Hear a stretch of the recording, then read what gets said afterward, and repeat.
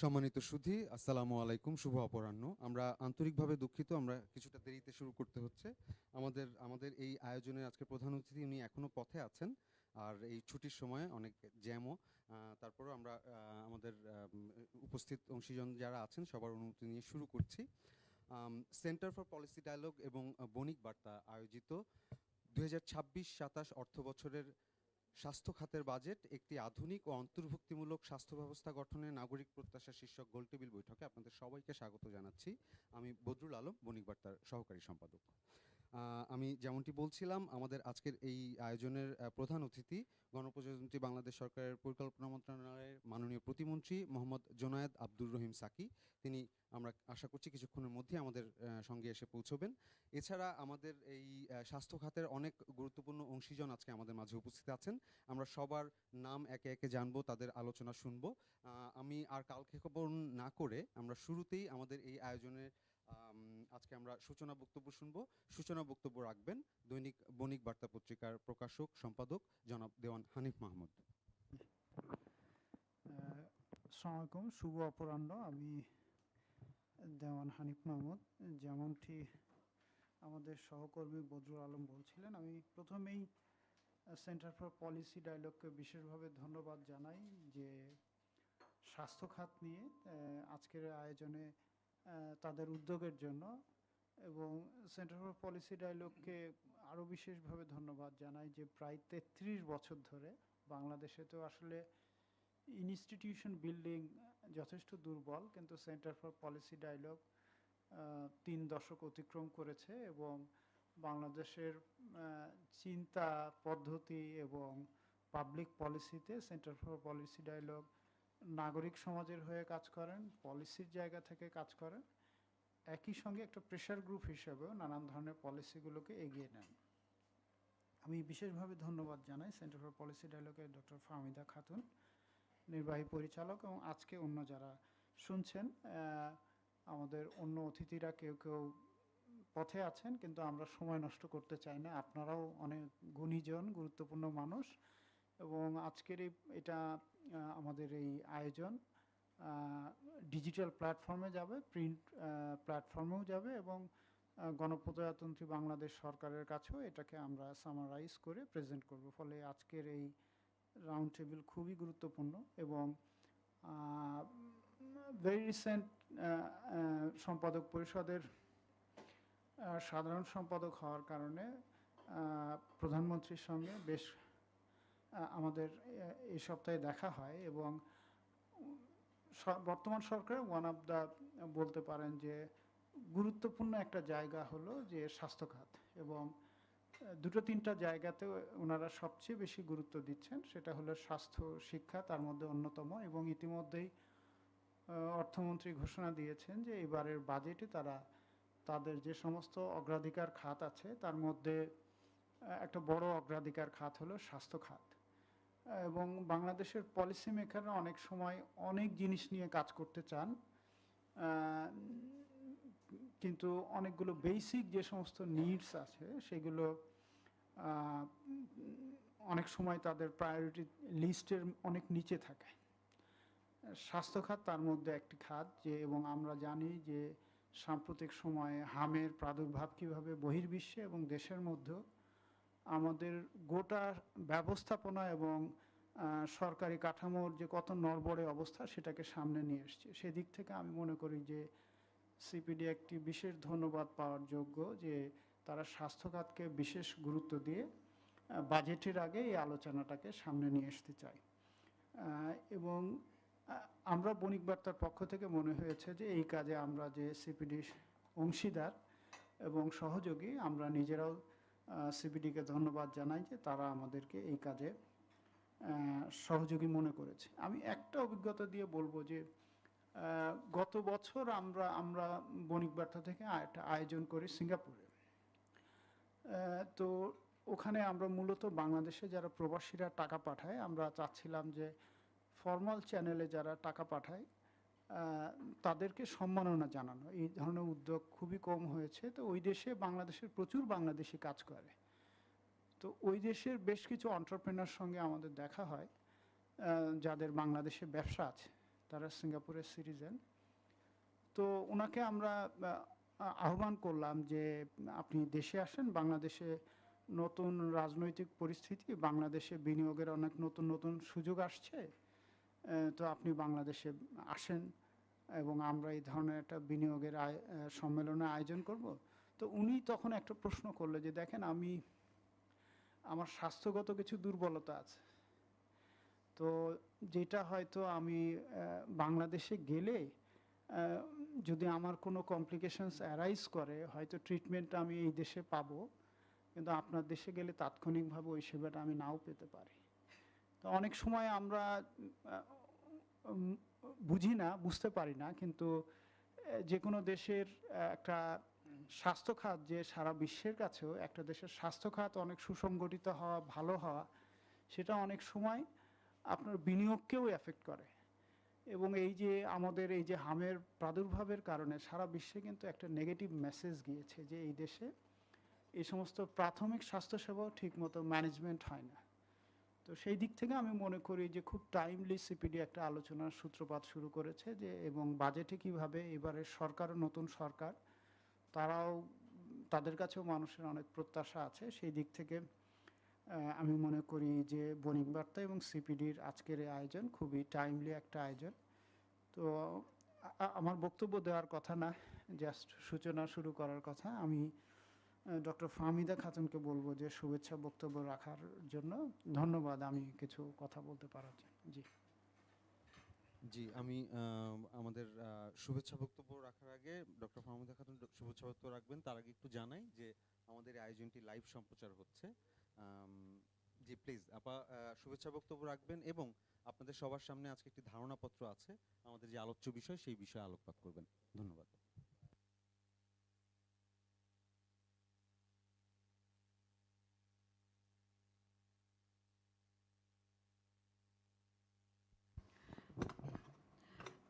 শুভ অপরাহ্ন। সবাইকে আন্তরিক ধন্যবাদ জানাচ্ছি আমাদের এই আজকের আয়োজনে যোগ দেওয়ার জন্য।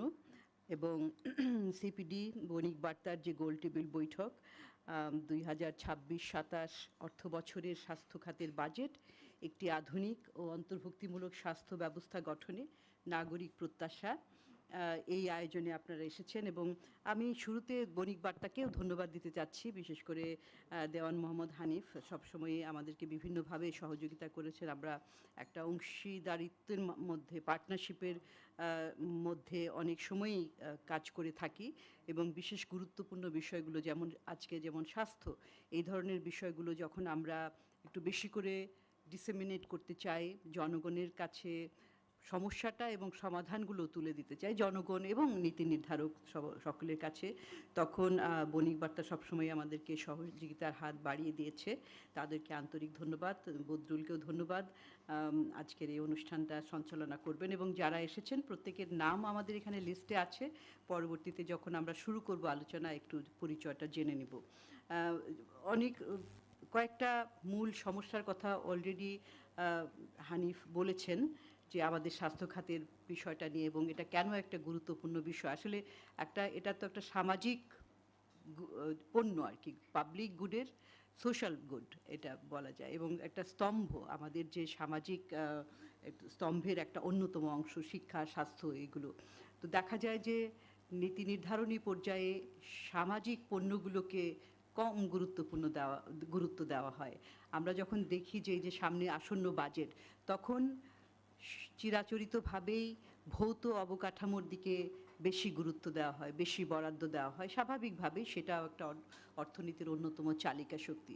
কিন্তু সেটা করতে যে আমরা এত একটা আনব্যালেন্সড, ভারসাম্যহীনতার মধ্যে যাই যে স্বাস্থ্য খাত বলি, শিক্ষা খাত বলি, সেখানে খুবই কম বরাদ্দ রাখা হয়। কিন্তু আমরা জানি যে এই যে মানুষের কল্যাণ সাধনের জন্য এবং সুস্বাস্থ্যের অধিকারী মানুষ না হলে সামাজিক অগ্রগতি সম্ভব না। এবং সেটা আমরা দেখেছি যে আমাদের এখানে সামনে দেখবেন যে দুটো ছোট ছোট পলিসি ব্রিফ আছে, যেখানে এগুলো অ্যাকুমুলেটেড নলেজ এবং এগুলো তথ্য পাওয়াই যায়, সেগুলোই আমরা বিশ্লেষণ করে একটা ট্রেন্ডও দেখানোর চেষ্টা করেছি। যে দেখবেন যে যুগ যুগ ধরেই যে এই স্বাস্থ্যখাত কিভাবে অবহেলিত হয়ে আসছে সেটার যে প্রমাণ হানিফ খুব বিস্তারিতভাবে বলেছেন, যে আমাদের সামনে একটা উদাহরণ হামের কথা বলেছেন। এর আগে আমরা কোভিডের সময়ও দেখেছি যে যখন কোনো ক্রাইসিস হয় তখন একদিকে আমাদের প্রস্তুতিহীনতা, আরেকদিকে যে প্রস্তুতিহীনতার কারণে যে একটা ফলাফল হয় সেটা আসলে ইররিকাভারেবল, ওগুলো তার রিকাভার করা যায় না, মানুষের জীবন তো আর ফেরত পাওয়া যায় না। তো ওই রকম একটা অবস্থার মধ্যে যাতে আমরা না যাই, তো সেইগুলো কিন্তু আমাদের নীতি নির্ধারণী পর্যায়ে গুরুত্ব দেওয়ার দরকার রয়েছে। কারণ আমরা দেখেছি যে স্বাস্থ্য খাতকে পর্যাপ্ত গুরুত্ব দেওয়া হয়নি, এবং যার ফলে আমাদের যে চিকিৎসা সেবা, প্রাথমিক চিকিৎসা সেবা আমরা নিয়ে থাকি, জনগণের বেশিরভাগ অর্থটাই কিন্তু তাদের নিজেদের খরচ করতে হয়, আউট অফ পকেট এক্সপেন্ডিচার যেটা আমরা বলি। এই দক্ষিণ এশিয়ার মধ্যে বাংলাদেশে আউট অফ পকেট এক্সপেন্ডিচার সবচেয়ে বেশি, প্রায় ৭৫%। আর সুশাসনের অভাব, সেটা তো আমরা জানি, সেটার প্রতিফলনও দেখেছি। এবং তার পাশাপাশি অবকাঠামোগত যে দুর্বলতা, পর্যাপ্ত অবকাঠামো নাই, তারপরে চিকিৎসক, স্বাস্থ্যকর্মী, সেগুলোও রয়েছে। এবং আরেকটা বিষয় যে এই যে আউট অফ পকেট এক্সপেন্ডিচার, এগুলো করতে যে সাধারণ মানুষের কিন্তু দারিদ্র্যও বেড়ে যাচ্ছে। বিভিন্ন গবেষণা দেখা গেছে যে স্বাস্থ্য খাতের যে ব্যয়টা, এটা অনেকের জন্যই কিন্তু একটা বোঝা হয়ে দাঁড়ায়। তখন অনেক মানুষ সেই দারিদ্র্য সীমার নিচে পড়ে যায়। এবং আমাদের যে স্বাস্থ্য খাতের বরাদ্দ 1% জিডিপির 1% নিচেই বহু বছর থেকে। এবং আমরা একটা বিশ্লেষণে দেখেছি যে এখানেও আছে সম্ভবত, সেটা হচ্ছে যে 2010 থেকে 2026 এই সময়টাতে যদি আমরা দেখি, বরাদ্দের আবার একটা বৈশিষ্ট্য আছে। বরাদ্দটা কোথায় যাচ্ছে? আমরা দেখছি যে উন্নয়ন ব্যয়ের তুলনায় আসলে পরিচালন ব্যয়ের মধ্যে বেশি এটা খরচটা বাড়ছে। বেতন, রক্ষণাবেক্ষণ এবং যন্ত্রপাতি কেনা, এইখানে এটা 2010-এর থেকে 2026-এর মধ্যে 44% থেকে এখন প্রায় 60%, 58% পৌঁছে গেছে। অর্থাৎ কিনা যে অবকাঠামোগত এই স্বাস্থ্য খাতের ব্যয়টাও, কিংবা শিক্ষা খাতে ভবন তৈরি কিংবা যন্ত্রপাতি কেনা, এগুলোর মধ্যে কিন্তু এগুলোর ব্যবহারটা তেমন নাই। তো এই জন্য আসলে সেটার আউটকাম, স্বাস্থ্যের যে ফলাফলটা, আউটকামটা, সেটাও কিন্তু কম রয়েছে। আমরা দেখলাম যে আমাদের যে নবনির্বাচিত সরকার, তারা স্বাস্থ্য খাত নিয়ে বেশ কিছু গুরুত্বপূর্ণ প্রতিশ্রুতি দিয়েছে। তাদের যে নির্বাচনী ইশতেহার, সেখানে বেশ কয়েকটা এখানে উল্লেখ খাত দরকার, এবং সেই স্বাস্থ্য খাতটা, স্বাস্থ্যসেবার সুযোগটা যায় সেই রকম একটা স্বাস্থ্য খাতই আমরা চাই। এবং 2026 অর্থ বছরের বাজেট খুবই আসন্ন, হয়তো বলতে পারেন অনেকে যে কয়েকদিন পরেই বাজেট, এবং সম্ভবত বাজেট ছাপাওতেও চলে গেছে, তো এখন আর আলোচনা করে কি লাভ। আমরা কিন্তু এর আগে মার্চ মাসেই আমাদের সিপিডির পক্ষ থেকে আমরা এই বাজেটের জন্য সুপারিশমালা আমরা মিডিয়াতে প্রকাশ করেছি। আমরা অর্থ মন্ত্রণালয়, তারপরে জাতীয় রাজস্ব বোর্ড, তাদের কাছেও আমাদের প্রস্তাবনা পাঠিয়ে দিয়েছি অলরেডি। কিন্তু তারপরেও বাজেট ঘোষণা আগ পর্যন্ত বিভিন্ন ধরনের আলোচনা হয়, একটা সচেতনতা বৃদ্ধি এবং এটা দাবিগুলো তুলে ধরার জন্য বিভিন্ন ধরনের আলোচনা চলছে। এবং আমরা মনে করলাম যেটা আবার পুনরায় এটাকে তুলে ধরা এবং মনে করিয়ে দেওয়ার সুযোগ রয়েছে, সেজন্যই এই আলোচনাটা ভবিষ্যতের জন্য কাজে লাগবে। এবং অবশ্যই আমরা পরবর্তীতে যখন বাজেট ঘোষণা হবে, তার পরবর্তীতেও আলোচনা করব বাজেটে কি ধরনের স্বাস্থ্য বাজেট পেলাম আমরা। আমি আপনাদেরকে আরেকবার এই আজকের যে গোল টেবিল বৈঠক, এখানে আসার জন্য ধন্যবাদ জানাচ্ছি। এবং একটা আমাদের খুব গুরুত্বপূর্ণ এবং তাৎপর্যপূর্ণ আলোচনা হবে। আপনারা যারা আসছেন সবাই বিশেষজ্ঞ, সবারই বাস্তব ক্ষেত্রে অভিজ্ঞতা রয়েছে, মাঠ পর্যায়ে অভিজ্ঞতা রয়েছে, হ্যান্ডস অন অভিজ্ঞতা রয়েছে। আপনাদের সুপারিশমালা দিয়ে আমরা সমৃদ্ধ হব, এবং আমরা আরেকটা এরকম পলিসি ব্রিফ, নীতি নির্ধারণী সারসংক্ষেপ করে নীতি নির্ধারকদের কাছে পৌঁছে দেওয়ার আশা করছি। অনেক ধন্যবাদ আপনাদেরকে। ধন্যবাদ ডক্টর ফাহমিদা খাতুন, নির্বাহী পরিচালক, সিপিডি। আমরা এ পর্যায়ে আলোচনার জন্য আমন্ত্রণ জানাবো ঢাকা বিশ্ববিদ্যালয়ের স্বাস্থ্য অর্থনীতি ইনস্টিটিউটের অধ্যাপক ডক্টর সৈয়দ আব্দুল হামিদকে। আপনারা দেখবেন যে সবার নামের উপরই কিছু বিষয় লেখা আছে, এবং আমাদের ফাইলের মধ্যে কিছু প্রশ্নও দেয়া আছে। আপনারা আপনাদের স্বাধীন মতন বক্তব্য রাখবেন, কিন্তু আমাদের প্রত্যাশা থাকবে এই বিষয়গুলো আপনাদের আলোচনায় উঠে আসবে। ধন্যবাদ। আমি বক্তব্য রাখার জন্য অনুরোধ জানাচ্ছি ডক্টর সৈয়দ আব্দুল হামিদ, অধ্যাপক, স্বাস্থ্য অর্থনীতি ইনস্টিটিউট, ঢাকা বিশ্ববিদ্যালয়। অনেক ধন্যবাদ।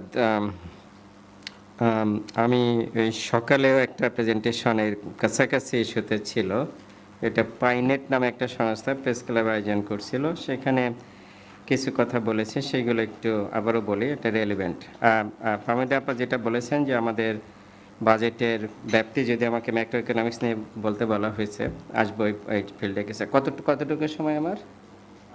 আমরা সবার জন্যই 5 মিনিট করে রেখেছি। ওকে ওকে। সো আমরা জানি যে স্বাস্থ্য বাজেটের পরিধি জানি, গত বছর ছিল প্রায় 42,000 কোটি টাকার মতো। কিন্তু আমরা জানি সেটা হচ্ছে যে অন্যান্য বছরের এক্সপিরিয়েন্স থেকে গত বছরে সেটা হয়েছে যে বছরের মাঝখানে প্রায় 1/3 টাকা রিভাইজ বাজেটে কেটে নেওয়া হয়, এবং আমরা বছর শেষে দেখতে পারবো সেটা হচ্ছে যে তারও 1/3 ব্যয় হয়নি, মানে যা রিভাইজ করে থাকলো সেখানে 1/3 ব্যয় হবে না। এবং তারপরে যদি আমরা একটু গভীরে লক্ষ্য করি, সেটা আমরা দেখব যে যতটুকু ব্যয় হলো তারও 1/3 প্রায় ইনএফিশিয়েন্স বা এটা লিকেজ হয়ে গেল, অপচয় হলো বা ওয়েস্টেজ যেটা।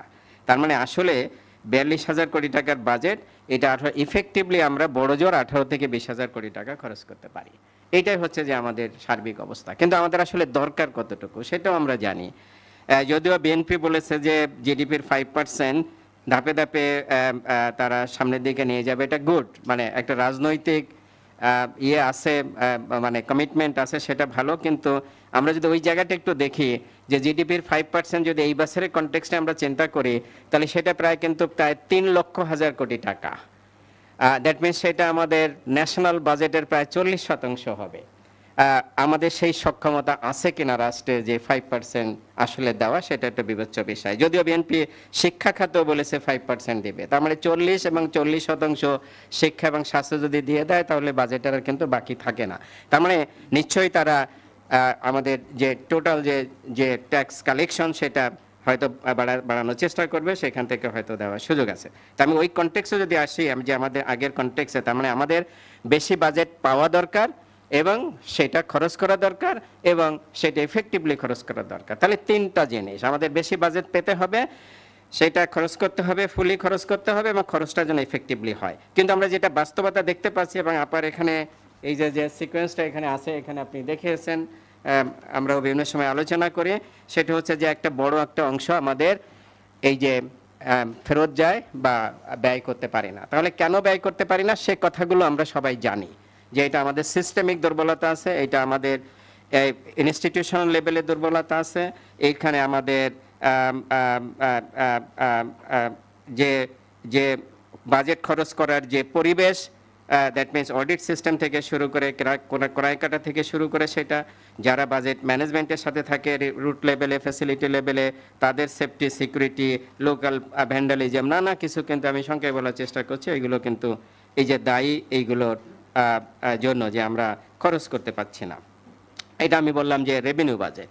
ডেভেলপমেন্ট বাজেটের যে বিষয়টা, সেটাও আমাদের জানা যে ডেভেলপমেন্ট বাজেটের বিষয়টা আসলে বেশি অংশ খরচ হয় না, এখানেও আছে সেটা হচ্ছে যে ডেভেলপমেন্ট বাজেটের অংশটাই বেশি খরচ করতে পারি না। তাহলে কেন খরচ করতে পারি না, এটার প্রধান কয়েকটা কারণ, সেটা হচ্ছে যে আমরা যে পিডি নিয়োগ করি, কারণ যেহেতু প্রজেক্টের পিডি থাকে, সেই পিডি আমরা যোগ্য পিডি খুঁজে পাই না, এবং যাদেরকে খুঁজে পাওয়া যায় তাদের ভিতর তো যোগ্যতম ব্যক্তি আমরা আনতে পারি না। সো এবং পিডিরা যখন কাজ করে, তখন হচ্ছে যে আমাদের দপ্তরগুলো থেকে তাদের যে কর্পোরেশনটা পাওয়া দরকার সেটা পায় না, কারণ তাদের ক্যাপাসিটি যেহেতু নাই, তারা অ্যাপ্রোচটাই জানে না যে কিভাবে অফিসারদের সাথে এই কথাটা বলতে হবে। সো তারা ফাইল ছুঁড়ে মারে। আমাদের জানা আছে যেটা সামন্তলাল সেন যখন মন্ত্রী হয়েছিল, উনি বলেছিলেন যে তাকেও কিন্তু ফাইল ছুঁড়ে মারছিল যখন উনি বার্ন ইউনিটের পিডি ছিলেন। তার মানে এইরকম ঘটনাগুলো কিন্তু ঘটে। দ্বিতীয় সেটা হচ্ছে যে পিডি নিয়োগ করার সময় আমরা এটা খেয়াল করি না যে একটা প্রজেক্ট 5 বছর, কিন্তু দেখা যাচ্ছে তার চাকরি আছে 2 বছর, তাকে আমরা পিডি নিয়োগ করে ফেলতেছি। তার মানে 2 বছর পরে কিন্তু সে পিডি নাই, আরেকজন পিডি হচ্ছে, এরকম রিপিটেডলি পিডি নিয়োগ হয়। ফলে দেখা যাচ্ছে যে এটা বাস্তবায়নে কালক্ষেপণ হয় এবং শুরুই করতে পারে না, শুরুটাই দেরি হয়ে যায়। অন্যদিকে আমরা যে ফার্মটা নিয়োগ করি, সেই ফার্ম নিয়োগ কখনো এটা রাইট ফার্ম আমরা নিয়োগ করতে পারি না। সেই ইনক্যাপাসিটেড ফার্ম, তাদের না আছে ফাইন্যান্সিয়াল স্ট্রেন্থ, না আছে তাদের টেকনিক্যাল স্ট্রেন্থ, সেরকম ফার্মগুলো আমরা নিয়োগ করি। এটা সাধারণত রাজনৈতিক বিবেচনায় নিয়োগ করা হয় বড় বড় প্রজেক্টগুলোতে, এবং সেখানেও কিন্তু আমাদের এই প্রবলেম হয় এবং সেখানে গভর্নেন্স রিলেটেড প্রবলেম আছে। So these are basically in short যে ফ্যাক্টর। এটা হচ্ছে যে আমরা কেন খরচ করতে পারি না, আমি সংক্ষেপে বললাম, এই ঘটনাগুলো আপনারা জানেন। কিন্তু যে জিনিসটা আমাদের জানা নাই, যে ফিগারটা নাই, যে ফিগারটা আমরা দিতে পারি না, সেটা হচ্ছে যে আসলে ইফেক্টিভলি কতটুকু খরচ হয়। খরচ হয় এটুকু আমরা বলতে পারি, কতটুকু খরচ হচ্ছে, ইফেক্টিভলি কতটুকু খরচ হয় সেটা বলতে পারি না। যেটা আমার মতে, আমার এক্সপিরিয়েন্সে প্রায় যা খরচ করি তার 1/3 এটা ইনএফিশিয়েন্ট, দ্যাট মিনস ওয়েস্টেজ হয়ে যায়। কেন ওয়েস্টেজ হয় সেটাও আমরা জানি, বাট আমি মোটা দাগে বলার চেষ্টা করি। সেটা হচ্ছে যে আমাদের যথেষ্ট ধরনের ডুপ্লিকেশন আছে বিকজ অফ দিস ফ্র্যাগমেন্টেশন। আমরা যদি প্রাইমারি হেলথ কেয়ার দেখি, তাহলে টোটাল বাজেটের, স্বাস্থ্য বাজেটের বড় একটা অংশ ব্যয় হয় কিন্তু প্রাইমারি হেলথ কেয়ারে, উপজেলা অ্যান্ড বিলো। কারণ উপজেলা 500-র মতো, ইউনিয়ন বহুত, মেডিকেল কলেজ, ডিস্ট্রিক্ট হসপিটাল তো এগুলো বেশি না। তার মানে বাজেটের প্রায় একটা সিংহভাগ ব্যয় হয়েছে উপজেলা এবং বিলো। এবং সেখানে যেটা হয় প্রাইমারি হেলথ কেয়ারে, এই যে ফ্র্যাগমেন্টেশন থাকার কারণে, এই সকালেও বলে আসছে যেটা, সেটা হচ্ছে যে FWC ফ্যামিলি প্ল্যানিং দেখতেছে, এদিকে সাব সেন্টার দেখছে আমাদের ডিজি হেলথ, আবার কমিউনিটি ক্লিনিক দেখছে জাকির ভাইরা, কমিউনিটি ক্লিনিক ট্রাস্ট, সহায়তা trust. So these are the duplication. এই ডুপ্লিকেশনের ফলে কোনো সাবস্ট্যান্ডার্ড লোকবল, সাবস্ট্যান্ডার্ড সার্ভিস জনগণ সেবা পায় না, কিন্তু প্রচুর টাকা এখান থেকে ওয়েস্টেজ হয়ে যায়। এটা একটা বড় 5 মিনিট অতিক্রম। হয়ে গেছে, আমি সংক্ষেপে বলতেছি, রাইট। তো এরপরে কারাপশন আছে, নানা কিছু স্কিল মিক্স, ইনপুট মিক্স আছে, ইত্যাদি ইত্যাদি। হ্যাঁ, আমি এখন যেটা বলবো সেটা হলো, তাহলে যদি বাজেট বাড়াতে হয়, আমাকে একটা মিনিট এলাও, কারণ বাজেট বাড়াতে হয় তাহলে হচ্ছে যে আমাদের কতগুলো জায়গায় আমাদের হাত দিতে হবে। আমাদের যে বাজেট আছে সেটার অপটিমাম ইউজ করতেই হবে। সেটা ছাড়া বাজেট পেয়ে আমরা শুনতে পাচ্ছি যে এবারে বাজেট বাড়বে, কিছু থোক বরাদ্দ রাখা হচ্ছে, কিন্তু সেটা দিয়ে আমাদের খুব লাভ হবে না যদি আমরা ইউটিলাইজ না করতে পারি। তার মানে এটা অপটিমাইজেশন লাগবে, ফুল ইউটিলাইজেশন লাগবে এবং এফিশিয়েন্ট ইউটিলাইজেশন লাগবে। এবং তারপরে যদি আমাদের বাজেট বাড়াতে চাই, তাহলে আমাদের যে সমস্ত জায়গায় যে ভ্যাকান্সি আছে, বিশেষ করে আমাদের প্রত্যেকটা পজিশনে, প্রত্যেকটা ফ্যাসিলিটিতে প্রচুর ভ্যাকান্সি আছে, অল টাইপ অফ থেকে, এই ভ্যাকান্সিগুলো আমাদের ফুল আপ করতে হবে। এবং আমাদের কনটেক্সটে যত ধরনের প্রবলেম আছে সেটার জন্য নতুন লাইন আইটেম যোগ করতে হবে। এটা হচ্ছে যে একটা জিনিস। অন্যদিকে আমাদের যে সুযোগটা এখন আসে, আমি এই কথাটা বলে শেষ করব, আমাদের যে সুযোগটা আমাদের এসেছে সেটা হচ্ছে যে আমরা জানি যে দেশে একটা ফ্যামিলি কার্ড দেওয়া হচ্ছে, এটা প্রায় সার্বজনীনভাবেই কার্ডটা দেওয়া হচ্ছে। তো এই কার্ডটা দেওয়া হয়েছে, এখন হয়তো সীমিত সংখ্যক মানুষকে দেওয়া হবে, কিন্তু রাজনৈতিক নেতৃবৃন্দ যেটা বলছে যে এটা সব মানুষকে ইউনিভার্সাল ওয়েতে দেওয়া হবে। দিস ইজ এ চান্স যে এই কার্ডটা 2,500 টাকার কার্ডটা ঠিক আছে, সেটা একটা পারপোজে দেওয়া হচ্ছে, কিন্তু এই কার্ডটাকে যদি আমরা হেলথ কার্ডে ট্রান্সফার করতে পারি, তাহলে কিন্তু ইউরেকা মোমেন্টটা আমাদের এখানে আসবে। কেন আমি ইউরেকা মোমেন্ট বলছি? এই কারণে আমাদের দেশের স্বাস্থ্যসেবার প্রধান যে বাধাটা সেটা হচ্ছে যে আমরা জনগণরা যথেষ্ট এম্পাওয়ার্ড না। স্বাস্থ্যসেবা নেওয়ার জন্য যে এম্পাওয়ারমেন্টটা লাগে সেটা আমাদের নাই। দুই, যেটা সেটা হচ্ছে যে আমাদের প্রোভাইডার যারা সেটা জানে না তারা কি সেবা দিচ্ছে, কত টাকা সেবা দিচ্ছে, কি জন্য সেবা দিচ্ছে, সেই জায়গাটা প্রবলেম আছে। এবং আমাদের রাষ্ট্র জানে না আসলে যে সে 42,000 কোটি টাকার বাজেট বা 25,000 কোটি টাকা খরচ করছে, এটা টাকা দিয়ে কত ভ্যালু সেবা তৈরি করছে। তার মানে এই তিনটা জিনিস কিন্তু সলভ করতে পারে এই কার্ডটা। কিভাবে? জনগণকে যদি এই কার্ডটা দেওয়া হয় এবং সেখানে যদি একটা সিলিং দিয়ে দেওয়া হয়, যে সাপোজ 50,000 টাকা ফ্যামিলি প্রতি সিলিং, তাহলে সে যখন স্বাস্থ্যসেবা নিতে যাবে সে জানে যে আমি এখন 50,000 টাকা সেবা প্রাইভেট সরকারি হসপিটালে গেলে পাবো। এই সেবাটা যদি সে না পায় তাহলে সে কিন্তু ভয়েস রেইজ করবে, এবং তার লিগ্যাল ইনস্ট্রুমেন্ট আছে ভয়েস রেইজ করার, এবং সেটা তাকে এম্পাওয়ার্ড করবে। তাহলে এবং সে যে সেবাটা নিচ্ছে সেটার ভ্যালুটা সে বুঝতে পারবে, কারণ হসপিটাল তখন তাকে ভ্যালুটা ইম্পিউট করে দিয়ে দেবে, আমরা ভ্যালু ইম্পিউট করতে পারি। সো জনগণ জানলো সে কত টাকা সেবা নিল। প্রোভাইডার যখন সেবাটা দিতে যাবে, মানুষ যখন কার্ড নিয়ে আসছে, তখন কিন্তু এই যেটা আমরা দেখলাম যে সে যে খরচ করছে না, প্রোভাইডার খরচ করছে না, ডু নাথিং কালচারে বিশ্বাসী, সে রিস্ক নিতে চায় না, তার পেনশন আটকে যাবে, এটা আজকে যাবে, বা লোকাল যত ধরনের প্রবলেম আছে, এই প্রবলেমটা কিন্তু সে তখন প্রেশার ফিল করবে, কারণ মানুষ তখন কার্ড নিয়ে আসছে, আমাকে এখন সেবা দিতে হবে, সাংবাদিকরা কোয়েশ্চেন করবে যে সেবা পাচ্ছে কিনা, আমরা গবেষণা করব।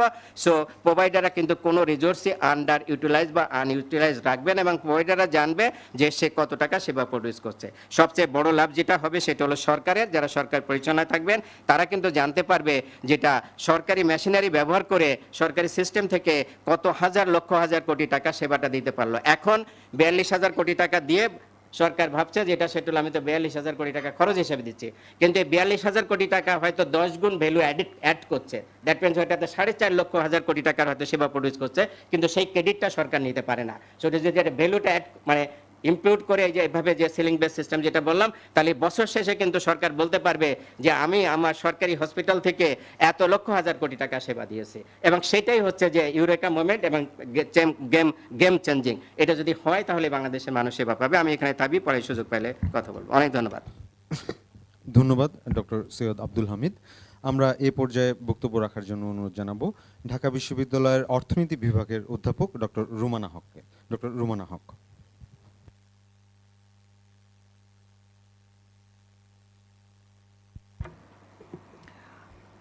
ধন্যবাদ। প্রথমে আমি আয়োজকদেরকে ধন্যবাদ জানাচ্ছি আমাকে আজকে আমন্ত্রণ জানানোর জন্য। আমরা যখন এরকম বাজেট আসে তখন আমরা বাজেট কেমন হবে প্রত্যাশা এটা নিয়ে আলোচনা করি এবং বাজেট বইতে প্রতি বছরই আমরা দেখি প্রথমেই খুব সুন্দর চমৎকার কিছু ফিলোসফির কথা বলা হয়, যেমন আমরা ইউনিভার্সাল হেলথ কভারেজ অ্যাচিভ করতে চাই, আমরা এটা সাস্টেনেবল ডেভেলপমেন্ট গোলসের একটা অংশ। কিন্তু এই বাজেটটাকে বা এই ফিলোসফিগুলোতে আসলে আলটিমেটলি কিভাবে বাস্তবায়নযোগ্য কর্মকাণ্ডে পরিণত করতে হয় এই জায়গাটাতেই আমাদের গ্যাপ, এবং যেই কারণে আমার পূর্বের বক্তা প্রফেসর হামিদ যেটা বললেন যে আমরা গুণগত মানসম্পন্ন ব্যয় করতে পারি না। আমার আলোচনায় আমি এই জায়গাটাতেই একটু কথা বলতে চাই যে আমাদের যখন আমরা ব্যয়ের প্রসঙ্গে আসি তখন আমরা আমাদের স্বাস্থ্য খাতের বাউন্ডারিটাও তো ঠিকমতো বলছি না, কারণ আমরা যখন স্বাস্থ্য খাতের বাউন্ডারি বলছি আমাদের মূল আলোচনা থাকে স্বাস্থ্য মন্ত্রণালয় নিয়ে, কিন্তু আমাদের সোশ্যাল ডিটারমিনেন্টস অফ হেলথ দীর্ঘদিন ধরে আমরা বলছি যে স্বাস্থ্যের বাইরের অন্যান্য বিষয়গুলো কিন্তু স্বাস্থ্য খাতকে বারবার আমাদেরকে ইনফ্লুয়েন্স করছে, এবং অন্যান্য যে মন্ত্রণালয়গুলো তারা কি করছে এবং একসাথে কিভাবে সমন্বিতভাবে কাজ করা যায়, একটা ওয়ান হেলথ অ্যাপ্রোচে কিভাবে আমরা যেতে পারি, এই বিষয়টি কিন্তু আমাদের আলোচনায় অনেক ক্ষেত্রেই আসে না। আমাদের মাঝে উপস্থিত হয়েছেন আমাদের আয়োজনের প্রধান অতিথি পরিকল্পনা মন্ত্রণালয়ের মাননীয় প্রতিমন্ত্রী জনাব জুনায়েদ আব্দুর রহিম সাকি। আপনাকে স্বাগত। দুঃখিত আপনার বক্তব্যের মাঝখানে কথা বলার জন্য, আপনি বক্তব্য দিন। ধন্যবাদ। যে প্রসঙ্গটি বলছিলাম যে আমাদের বাজেট উপস্থাপনায় প্রতি বছর চমৎকারভাবে অনেকগুলো পরিকল্পনার কথা বলা হয়, যেখানে universal health coverage, sustainable development goals এগুলো বাস্তবায়নের কথা বলা হয়, কিন্তু আসলে যে বাজেটটা আমরা দেই সেটা অনেক সময় সেটার সাথে সম্পর্কিত থাকে না, এবং যখন আমরা বাজেট বাস্তবায়নের জন্য পরিকল্পনা তৈরি করি সেখানেও আসলে একটা গ্যাপ আমরা দেখতে পারি, এবং এক্ষেত্রে একটা বড় কারণ যেটি আমি বলছিলাম যে কিভাবে আসলে বাজেটকে বাস্তবায়নযোগ্য কর্মপদ্ধতিতে এটাকে ট্রান্সফার করা যায়, ট্রান্সলেট করা যায়, এইখানে আমাদের দক্ষতার অভাব রয়েছে, এবং এই ক্ষেত্রে বাস্তবায়নের কিছু গ্যাপ নিয়ে আমি কয়েকটি কথা বলবো, এটি আমি বলার চেষ্টা করছিলাম। সেখানে প্রথমে যে পয়েন্ট আমি বলেছি যে আমাদের স্বাস্থ্য খাতের যে বাউন্ডারি, এই বাউন্ডারিটা আমরা সাধারণত স্বাস্থ্য মন্ত্রণালয়কে নিয়েই চিন্তা করি, কিন্তু স্বাস্থ্যের বাউন্ডারিটা আরও বড়, এবং এখানে আমাদের লোকাল গভর্নমেন্ট থেকে শুরু করে আরও অনেক মন্ত্রণালয়, ওয়াটার স্যানিটেশন অনেক বৃহৎ একটা বিষয় আছে, সোশ্যাল ডিটারমিনেন্টস অফ হেলথ, এমনকি এডুকেশন, এগ্রিকালচার সবগুলো ব্যবস্থাপনা কিন্তু আমাদের স্বাস্থ্য ব্যবস্থাপনার উপর প্রভাব ফেলে। সুতরাং স্বাস্থ্যের এই বাউন্ডারিটা এবং একটা কম্প্রিহেন্সিভ প্ল্যান করার জন্য অন্যান্য মন্ত্রণালয়গুলোকে কিভাবে আমরা কাজে লাগাবো বা একসাথে সমন্বিতভাবে কাজ করবো যেন সোশ্যাল ডিটারমিনেন্টস অফ হেলথ এটাকে আমরা ট্যাকেল করতে পারি, সেই আলোচনাটাও হওয়া প্রয়োজন, যেটা আমরা সবসময় বলছি ইউনিভার্সাল হেলথ কভারেজ অ্যাচিভ করার জন্য। দ্বিতীয় যে পয়েন্ট আমি বলতে চাচ্ছি সেটা হচ্ছে কমার্শিয়াল ডিটারমিনেন্টস অফ হেলথ।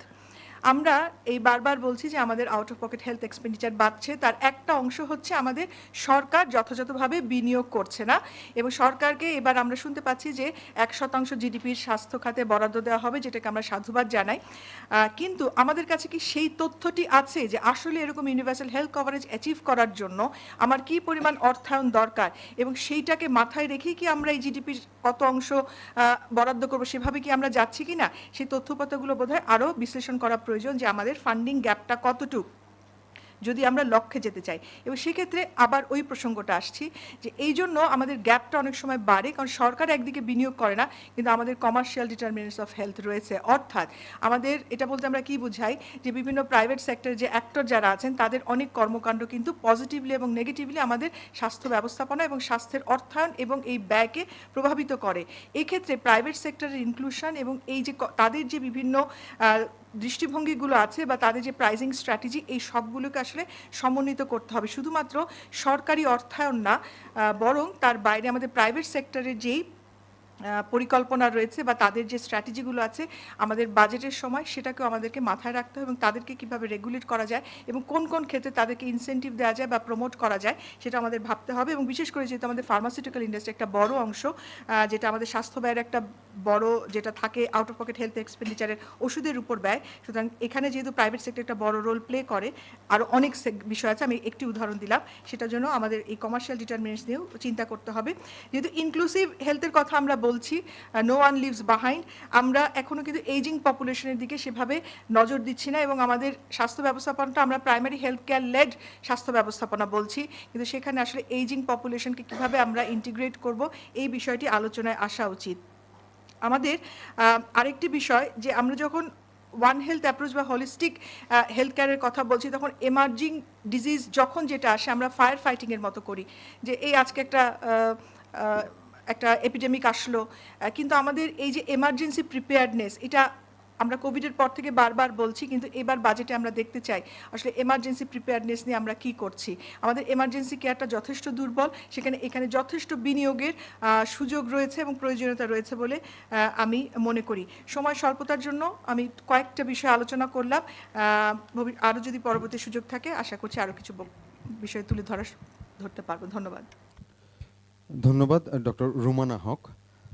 আমরা এই পর্যায়ে আলোচনার আমন্ত্রণ জানাবো স্বাস্থ্য অধিদপ্তরের প্রাথমিক স্বাস্থ্যসেবা এবং রোগ নিয়ন্ত্রণের সাবেক পরিচালক জনস্বাস্থ্য বিশেষজ্ঞ ডক্টর এম জাকির হোসেনকে।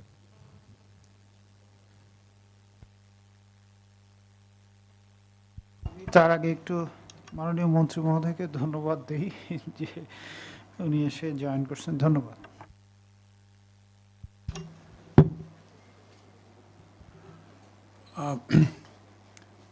আমি একসময় প্রাক্তন ছিলাম, এখনও বর্তমানে আমার একটা দায়িত্ব আছে। বর্তমান অন্তর্বর্তীকালীন সরকার একটা দায়িত্ব দিয়েছিলেন, আর বর্তমান সরকার কয়দিন সেই পদে রাখবেন জানি না, but anyway still I am in that position. তো আমি সরাসরি সমাধানের লক্ষ্যে কিছু প্রস্তাবনা দেব এবং কিছু চিন্তাভাবনা করে লিখে নিয়ে এসেছি, ওটাই আমি শুধু পড়ে শোনাবো যাতে এদিক ওদিক মেন্ডারিং করে সময় নষ্ট না হয়। প্রথমে যে মূল কথাটা সেটা হলো, সামনের দিনগুলিতে কিন্তু দারিদ্র্য বৃদ্ধি পাবে। এটা ফিচ যে রেটিং তারাও এই কথাটা বলেছে, এবং দারিদ্র্য বাড়লে স্বাস্থ্যসেবার চাহিদাও বাড়বে, শুধু ওই কারণেই আরও বাড়বে। তো এইসব সমস্যা ও বর্তমান ঘাটতি মাথায় রেখে পরিকল্পনা ও বাজেট তৈরি করতে হবে, যার মূল লক্ষ্য থাকবে দুটা: বাজেট বৃদ্ধি এবং অ্যালোকেটিভ এফিসিয়েন্সি। বাজেট দিলাম কিন্তু সে বাজেটটা এফিসিয়েন্টলি খরচ হলো না, এবং যেখানে এফিসিয়েন্টলি খরচ হয় সেখানে অ্যালোকেট করলাম না, এটা যাতে না হয়। অর্থাৎ সঠিক খাতে মঞ্জুরি এবং সঠিক এবং স্বচ্ছভাবে ব্যয়। একটু আমি এলাবোরেট করি। বাজেটে থাকতে হবে দেশব্যাপী, অর্থাৎ সকল শহর ও গ্রামে অগ্রগণ্যতা ও প্রায়োগিকতার প্রতিফলন। মানে অগ্রগণ্য হবে, আবার প্রায়োগিক দিকে এটা সঠিক কিনা সেটা বুঝতে হবে। স্বাস্থ্যসেবা জনবলের ঘাটতি আছে, কিন্তু সেটা পূরণ করলেই শুধু হবে না, এটা হতে হবে এক একটি এলাকার, যেমন উপজেলা ভিত্তিক প্রয়োজন অনুযায়ী, রুল অফ থাম্ব কিন্তু দিলে হবে না, এবং জনসংখ্যার আলোকে সঠিক অনুপাত অনুযায়ী, এবং সেখানে থাকতে হবে সেবা প্রদানকারীদের যথাযথ দক্ষতা ও মিশ্রণের অনুপাত অনুযায়ী। যেমন বিশ্ব স্বাস্থ্য সংস্থা বলেছে একজন ডাক্তারের জন্য 3 জন নার্স, 5 জন প্যারামেডিক দরকার। আমাদের ঠিক উল্টা, মানে প্যারামেডিক যেখানে 4.5 লাখ থাকার কথা, আমাদের 20,000 30,000 আছে। তা আপনাকে বাজেট যদি দিতে হয় সেখানে চিন্তা করতে হবে। এছাড়া জনগণ যে সেবাকে তাদের জন্য প্রয়োজনীয় মূল্যবান মনে করেন, যেমন তারা সবচেয়ে বেশি মূল্যবান কোনটাকে মনে করে? ঔষধকে। পরীক্ষাগারে যে ব্যয়টা হয় সেটা, অ্যাম্বুলেন্স ও রক্ত পরিশোধন কেন্দ্র, এখানে যে ব্যয়গুলো হয় এখানে কিন্তু কোনো ইলাস্ট্রিটি নাই কিন্তু। তো এখানে আমাদেরকে চিন্তা করতে হবে কীভাবে দরিদ্রকে বিশেষ করে এই সেবাগুলো দেওয়া যায়, এবং এসবের নিশ্চয়তা ও দক্ষতা বিধান করতে হবে অগ্রগণ্য কার্যক্রম হিসেবে, বাজেটের অগ্রগণ্য খাত হিসেবে। আচ্ছা, এই জন্য দরিদ্র রোগীদের আর্থিক নিরাপত্তা দিতে হবে। আপনারা কি জানেন যে প্রাইভেট হসপিটালে যখন লাইসেন্স নেয় তার একটা শর্ত হলো 10% রোগীকে বিনা পয়সায় সেবা দিতে হবে। ওটা এখনও আছে কিনা আমি জানি না, but it was at one time condition. তো তাহলে এই জন্য আমাদের কী করতে হবে? দরিদ্রদের কিন্তু আর্থিক নিরাপত্তা দিতে হবে। মূল্য যেটা সেবার মূল্য, ওষুধের মূল্য, বিভিন্ন মূল্য, ল্যাবরেটরি মূল্য, এখানে যুক্তিকরণের প্রয়োজন আছে, আমরা সবাই এটা জানি। দেশের ভিতরে ঔষধ এবং প্রযুক্তি ও উদ্ভাবন করা যায় যাতে, এই জন্য আমাদেরকে কিছু বাজেট ইনসেন্টিভ হিসেবে দিতে হবে। আর ওই যে টিপসের কথাটা বলা হয় আজকের অনেক জায়গায়, টিপস যখন চলে যাবে তখন এটা অল্টারনেটিভ আমাদের দেশে কী হবে সেটার দিকদর্শন এই বছর থাকলে ভালো, এই বছর না হলেও আগামী বছর অন্তত তখন কিন্তু অবশ্যই প্রয়োজন হবে। অগ্রগণ্যতা নির্দেশক কোনটি? যেটা আমি বলেছি, সেবার পরিমাণ ও মান। পরিমাণ কি? পরিমাণটা আমাকে বিস্তৃত করা, সেবাকে বিস্তৃত করে যতজনের যে সেবা দরকার তাদের সেই সেবাটা দেয়া। এটা আমরা জানি, এটা কিন্তু হয় না। আর এটা হলো মান, যে যা দেয়া হয় সেটা কিন্তু মানসম্পন্ন না, মানুষ কিন্তু সন্তুষ্ট না। তাহলে প্রাথমিক পর্যায়ে যদি আমি বিস্তার করি সেবার, তাহলে রেফারেল পর্যায়ে আমি মানের দিকে বেশি নজর দেব। তা এই দুটো কিন্তু আমাকে চিন্তা করতে হবে প্রয়োজন অনুযায়ী। যেমন প্রাথমিক স্তরে আমি জোর দেবো রোগ প্রতিরোধ ও নিয়ন্ত্রণ এবং স্বাস্থ্য উন্নয়নের জন্য এবং এই কর্মীদের জন্য। আর দ্বিতীয় স্তরে বিশেষজ্ঞ ও প্রযুক্তির জন্য। অনেক বিশেষজ্ঞ আমাদের কিন্তু নাই, বিশেষ করে মানসিক রোগী চোখের ডাক্তার কিন্তু অনেক কম। তো ওখানে আমাকে বাজেটের কথা চিন্তা করতে হবে। কর্মসূচি প্রণয়ন, বাজেট প্রাক্কলন, কর্মসূচি বাস্তবায়ন, যেমন পর্যানুসরণ, পর্যালোচনা, তত্ত্বাবধান এবং আর্থিক সম্পদ ব্যবস্থাপনা নেতৃত্বের দক্ষতা বৃদ্ধি, এজন্য আমাদের প্রশিক্ষণ লাগবে। সেবার মান বৃদ্ধির জন্য প্রশিক্ষণের কথা বলেছি, সেখানে কিন্তু সেবার মানের জন্য কিন্তু একটা পুরস্কারের ব্যবস্থা করতে হবে। যারা ভালো কাজ করে তাদের পুরস্কৃত করলাম না, যারা খারাপ কাজ করে তাদের তিরস্কৃত করলাম না। তো ভালো কাজ যে করে কিছুদিন পরে তা কিন্তু she will be burnt out। তো উৎসাহ ভাতা আমাকে দিতে হবে। উপকরণ, আসবাবপত্র, অটোমেশন, যন্ত্রাদি, প্রযুক্তি, ঔষধ, ভৌত অবকাঠামো, এইগুলোর উপরে কিন্তু আমার বাজারের একটা অগ্রগতি থাকবে। আর সুশাসনের কথা আমরা সবাই বলি, মূল্য স্বচ্ছতা থাকতে হবে। যেটা একটু আগে বলেছি, ব্যক্তি খাতে সেবার যে মূল্য সেটার যৌক্তিকতা থাকতে হবে। সরকারি খাতে ক্রয় এবং নির্মাণ, এখানে সবচেয়ে বেশি কিন্তু আপনার অস্বচ্ছ অবস্থা, এইটার ব্যয় যৌক্তিকতা আমাদেরকে রাখতে হবে। এবং সঠিক কাজের ক্ষেত্রে যে বাধাগুলো আসে সেগুলো দূর করতে হবে। জনবলের ব্যবস্থাপনা, দক্ষতা, স্বচ্ছতা, এগুলো থাকতে হবে। প্রয়োজন অনুযায়ী ভৌত অবকাঠামো, আমি ফট করে ইচ্ছা করলো একজন পলিটিশিয়ান খুব পাওয়ারফুল, আমার এই গ্রামের বাড়ির পাশে, নদীর পাশে বা ওই সাগরের মাঝখানে একটা বিল্ডিং করে দেন। এইগুলা কিন্তু অনেকগুলো এগুলো হয়েছে, যেগুলো এখন ব্যবহার হচ্ছে না। তো এইটা আমাদের ভৌত অবকাঠামো কিন্তু অনেক খরচের ব্যাপার, সেখানে প্রয়োজন আমাকে আগে অ্যাসেস করতে হবে।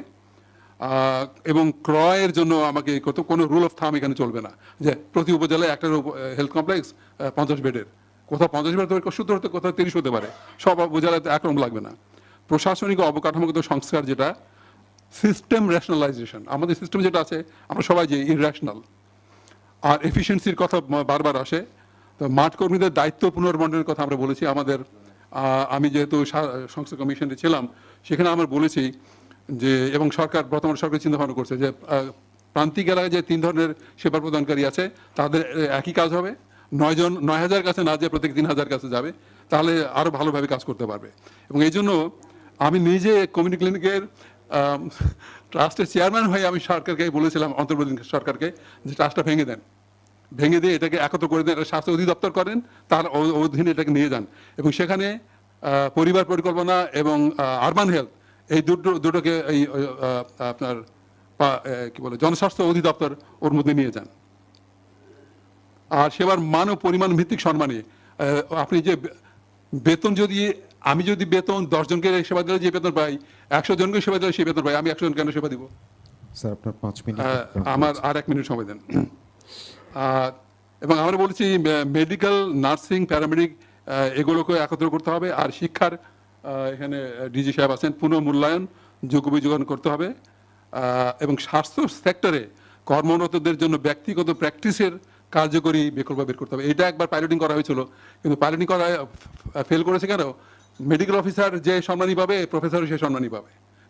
আমি জানি এই উদ্ভট চিন্তা কার মাথা থেকে এসছে। তো এইভাবেই করলে তো হবে না, দিস ইজ নট প্র্যাকটিক্যাল। আর প্রয়োজন এবং দক্ষতা এবং স্বচ্ছতার সাথে কর্মসূচি প্রণয়ন করতে হবে, বাস্তবায়ন এবং সম্পদের ব্যবস্থা করতে হবে। এবং এখানে একটা তাদের দক্ষতা লাগবে। শেষ যে পয়েন্টটা, অর্থায়ন কিভাবে হবে। আমরা সংস্কার কমিশনে আমরা বিএনপি, জামাত, এনসিপি 3 দলের সাথে বসেছিলাম, তাদের ডাক্তার গ্রুপদের সাথে বসেছিলাম। সবাই বলেছেন 5% দেবেন, কেউ কিন্তু প্রথমবারই দিয়ে দেবেন বলেছেন। আমরা বলছি এটা সম্ভব না, প্রথমে 2% যদি পারেন এটাও ভালো। তো এখন তো বর্তমান সরকার বলছে 1% দেবে। এবং যেখানে কর, আমরা জানি বাংলাদেশের করের জিডিপির হার কিন্তু 7, পৃথিবীর সবচেয়ে খারাপ অবস্থায় আছে। তাহলে আমাদের যে এই যে এতগুলো কথা বলছি অতিরিক্ত সেবার জন্য, যে এবং প্রশাসনিক যে সংস্কার, এই জন্য টাকা কোথেকে আসবে, এটা প্রফেসর আমিত কিছুটা বলেছেন। কিন্তু আমি এখানে আরেকটা জিনিস অ্যাড করবো, সামাজিক স্বাস্থ্য বিমার কিন্তু প্রচুর একটা স্কোপ আছে আমাদের। সোশ্যাল হেলথ ইন্স্যুরেন্স, যারা আপনার ফর্মাল সেক্টরে আছে ওদেরকে আমরা এটা ব্যবস্থা করতে পারি। সিনট্যাক্সের কথা বলা হয়েছে, কর্পোরেট সোশ্যাল রেসপন্সিবিলিটি বলা হয়েছে, সারচার্জ, গণচাঁদা, দান, এগুলোর কথা বলা হয়েছে। কিন্তু এগুলো করতে গেলে যে আমাদের যে অবকাঠামো দরকার সেটা কিন্তু থাকতে হবে, না হলে কিন্তু এখানে প্রচুর অস্বচ্ছ কর্মকাণ্ড হবে। আর শেষ কথাটা হলো, স্বাস্থ্যের জন্য যে আমরা অ্যালোকেশন চাই, যারা অ্যালোকেট করবেন তারা কি স্বাস্থ্যের মূল্য বোঝেন? আমরা কি বুঝি? স্বাস্থ্য ভালো না থাকলে ব্রেনও ঠিকমতো কাজ করবে না, আমি লেখাপড়াও করতে পারবো না ঠিকমতো। আমার ব্রেইনের ক্যাপাসিটি শেষ, শারীরিক যদি আমার স্বাস্থ্য ভালো না হয়, আমি তো উৎপাদনের কাজও খেতে খামারে ফ্যাক্টরি দিয়ে কাজ করতে পারবো না। তাহলে আমার স্বাস্থ্য, শারীরিক মানসিক দুটোরই কিন্তু আমার প্রয়োজন। এই দুটো যদি না হয় আমার দেশের উন্নতি হবে না। ওইটা যদি না বুঝে, যতক্ষণ না বুঝে আমি কিন্তু অ্যালোকেট করবো না, আপনি যতই কিছু বলেন। তো আমি জানি না মানে আল্লাহ কবে দয়া করবেন সবাই এটা মূল্য বুঝতে পারবেন। ধন্যবাদ। ধন্যবাদ ডক্টর আবু মোহাম্মদ জাকির হোসেন, তিনি community clinic health support trustee বোর্ডেরও চেয়ারম্যান। আমরা এই পর্যায়ে একটু প্রাইভেট সেক্টর থেকে আলাপ শুনে আসতে পারি। আমি এ পর্যায়ে আমন্ত্রণ জানাচ্ছি, আমাদের মাঝে উপস্থিত আছেন স্কয়ার হাসপাতালের প্রধান নির্বাহী কর্মকর্তা মোহাম্মদ ইমাম ইবনে ইউসুফ সিদ্দিকী। আমরা তার বক্তব্য শুনি। আসসালামু আলাইকুম। একটু সংশোধন করি, আমার নাম ইসলাম ইবনে ইউসুফ সিদ্দিক। দুঃখিত, জি ঠিক আছে। শুভ অপরাহ্ন, সবাইকে জানাই আজকের এই সুন্দর বিকেলের শুভেচ্ছা। আমার আজকে আলোচনার যে বিষয়বস্তু সেটা কর্পোরেট স্বাস্থ্যসেবা ও আধুনিক হাসপাতালের চ্যালেঞ্জ। তো আমরা সবাই জানি যে কর্পোরেট স্বাস্থ্যসেবাটা হচ্ছে বেসরকারি পর্যায়ে একটা বৃহৎ পরিসরে আধুনিক স্বাস্থ্যসেবা। তো যেখানে স্বাভাবিকভাবেই থাকে আমাদের যারা সেবা গ্রহীতা তাদের প্রতি একটা কমিটমেন্ট, একটা দায়বদ্ধতা।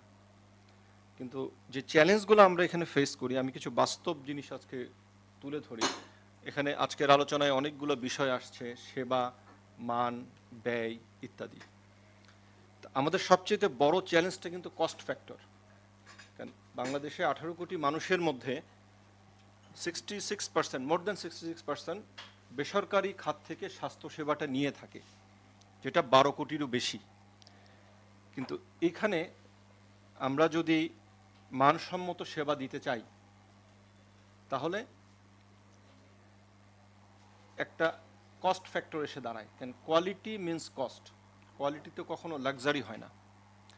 আর স্বাস্থ্যসেবা এমনিতে একটা ব্যয়বহুল সেবা, উন্নত স্বাস্থ্যসেবা আরও ব্যয়বহুল, আর মানসম্মত স্বাস্থ্যসেবা তো আরও ব্যয়বহুল। কারণ এখানে high intellectuals equipment, human resource লাগে এবং হাইটেক ইকুইপমেন্ট লাগে, যেগুলো সবগুলোই ব্যয়বহুল। তো এখানে আমাদের প্রত্যাশাটা কি? আজকে আমরা যদি বলি যে এই কস্ট ফ্যাক্টর কিভাবে অ্যাফোর্ডেবল করা যায়, সরকার আমাদের কিভাবে সহায়তা করতে পারে, বাজেটে আমাদের প্রত্যাশাটা কি? একটা বিষয় দেখেন, হেলথ সেক্টর একটা মৌলিক সেবা, মৌলিক চাহিদা, মানবিক সেবা।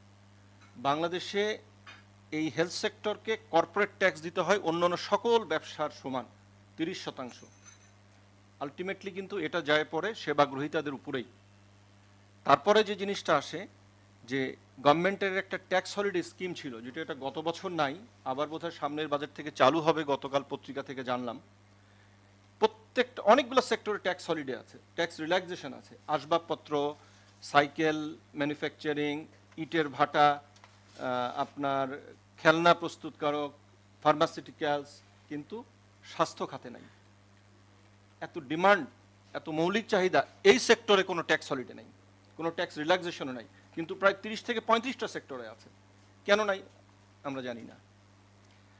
বাস্তবিক ক্ষেত্রে একটা জিনিস বলেছেন স্যার একটু আগে, যে ইনভেস্টিগেশন, রোগ নির্ণয়ের ক্ষেত্রে সবচেয়ে বেসিক যে জিনিসটা, যেটা ছাড়া তো স্বাস্থ্য সম্ভবই না, সেই রোগ নির্ণয়ের ক্ষেত্রে যে রিয়েজেন্ট 100% ইম্পোর্টেড, এই রিয়েজেন্টের উপর ট্যাক্স দিতে হয় আমাদের 38%, 38%। কেন? এটা তো কোনো বিলাসদ্রব্য না, এটা দিয়ে কোনো কসমেটিক্স তৈরি হবে না, তাহলে এইটার উপরে কেন 38% ট্যাক্স হবে? এই ট্যাক্সের বার্ডেনটা কার উপরে? এই ট্যাক্স বার্ডেনটা তো এই যে 66% স্বাস্থ্যসেবা যারা নিচ্ছেন বেসরকারি খাত থেকে পয়সা দিয়ে, ম্যাডাম বলেছেন যে 50% হলো আউট অফ পকেট কস্ট, তাদেরকে বেয়ার করতে হচ্ছে। আরেকটা জিনিস বলি যে আমাদের যে ইকুইপমেন্টগুলো, এই ইকুইপমেন্টগুলো 100% ইম্পোর্টেড, 18% ট্যাক্স দিতে হয় এই ইকুইপমেন্টের উপরে, হিউজ কস্টলি। একটা সিটি স্ক্যান মেশিনের দাম 12-14 কোটি টাকা, একটা রেডিওথেরাপি মেশিন ক্যান্সারের ট্রিটমেন্টের জন্য 20-22 কোটি টাকা। প্রত্যেকটা ইকুইপমেন্টের উপরে 18% কর দিতে হয়। এই করের বোঝা কার উপরে পড়ে? এই জনগণের উপরেই পড়ে। তাই আমরা যারা প্রাইভেট সেক্টর থেকে হেলথ সার্ভিস প্রোভাইড করছি। তারপরে আসি আরো মজার ব্যাপার, এই ইকুইপমেন্টগুলো যখন আমাদের সার্ভিসেবল করে রাখতে হয়, এটার জন্য যে স্পেয়ার পার্টস আনি সেইটার ট্যাক্স 45%। তো আরো একটা মজার ব্যাপার, এই যে একটা বিশাল করের বোঝা নিয়ে প্রাইভেট হেলথ সেক্টর চলছে, কিভাবে এটা অ্যাফোর্ডেবল হবে? তা আমরা তো অনেক ক্ষেত্রে এই কথাগুলো বলেছি, অনেক মিটিংয়ে বলেছি, অনেক নীতি নির্ধারকদের বলেছি, কিন্তু গত 10 বা 15 বছরে এই বিষয়টা কেউই অ্যাড্রেস করেনি এখন পর্যন্ত। এত বড় একটা করের বোঝা যেটা বাস্তবিক, রিয়েলিস্টিক, সবাই দেখছে, জানছে, তাহলে এরপরে অ্যাফোর্ডেবল মানসম্মত স্বাস্থ্যসেবা প্রাইভেট সেক্টর কিভাবে দিবে, যে দেশে 66% প্রাইভেট সেক্টর থেকে হেলথ সার্ভিস নিচ্ছে? এইটা একটা আমাদের বাজেটে প্রত্যাশা থাকবে। আরেকটা বিষয় থাকবে যে হিউম্যান রিসোর্স। এটা ঠিক যে আমাদের দেশে অনেক মেডিকেল কলেজ আছে, নার্সিং কলেজও আছে, সেখান থেকে আমরা ভালো ডাক্তার পাচ্ছি, নার্স পাচ্ছি, কিন্তু কতটা মানসম্মত পাচ্ছি সেটা তো প্রশ্নের ব্যাপার, সেদিকে আমি না গেলাম। কিন্তু এর পাশাপাশি হেলথ সেক্টরে যে ব্যাকবোন হিসাবে কাজ করে respiratory therapist, physicist, phlebotomist, lab scientist, microbiologist, physiotherapist, এদের ডেভেলপমেন্ট, এদের ট্রেনিংয়ের জন্য তো গভর্নমেন্টের কোনো সেরকম উদ্যোগ দেখি না, কোনো ভালো ইনস্টিটিউট নাই, কোনো মানসম্মত। কেউ বলতেও পারবে না যে এরা কোথা থেকে শিক্ষা নিয়ে আসে এই সার্ভিসটা দিচ্ছে। তো এইটার জন্য অবশ্যই সরকারের কাছে আমাদের দাবি থাকবে, প্রত্যাশা থাকবে যে নেক্সট বাজেটে যেন এটার জন্য বরাদ্দ রাখা হয়, কারণ এই সেক্টরে তো প্রাইভেট সেক্টর আসতে পারবে না, এই সেক্টরে তো বিনিয়োগ প্রাইভেট সেক্টর কখনো করতে পারবে না এদের ডেভেলপমেন্টের জন্য। এখানে অবশ্যই সরকারের বাজেটের একটা বরাদ্দ থাকা উচিত, শুধু বরাদ্দ না, এটা বাস্তবসম্মত হওয়া উচিত, আদারওয়াইজ কিন্তু হেলথ সেক্টর কখনোই দাঁড়াবে না। আমরা অনেক কথা বলি, কিন্তু রুট লেভেলের এই জিনিসগুলোকে কিন্তু কেউই কখনো অ্যাড্রেস করতে দেখি না। আমরা সব জায়গায় বলি যে আমার যদি একটা ফিজিসিস্ট দরকার রেডিওথেরাপি মেশিন চালানোর জন্য, আমি কোথায় পাবো? আমাকে ইন্ডিয়া থেকে নিয়ে আসতে হয়, আমাকে থাইল্যান্ড থেকে নিয়ে আসতে হয়। আমি একটা আরটি নাই, সারা বাংলাদেশে খুঁজে 100 জন আরটি পাবেন না যারা ভেন্টিলেটর চালায়, কোথায় পাবো আমি আরটি? কেউ ডেভেলপ করে না এগুলো। তো এগুলো নিয়ে আমরা অনেক কথা বলেছি, আমাদের একটা প্রত্যাশা জায়গা থাকবে। আরেকটা জিনিস যেটা স্যার বলেছেন, ইন্স্যুরেন্স। হ্যাঁ, আমাদের দেশে কিন্তু ইন্স্যুরেন্স, লাইফ ইন্স্যুরেন্স অনেকগুলো কোম্পানি আছে যারা হেলথ নিয়ে কাজ করে, কিন্তু খুব বড় পরিসরে না, এরা শুধু কর্পোরেট সেক্টরে গ্রুপ ইন্স্যুরেন্স নিয়ে কাজ করে।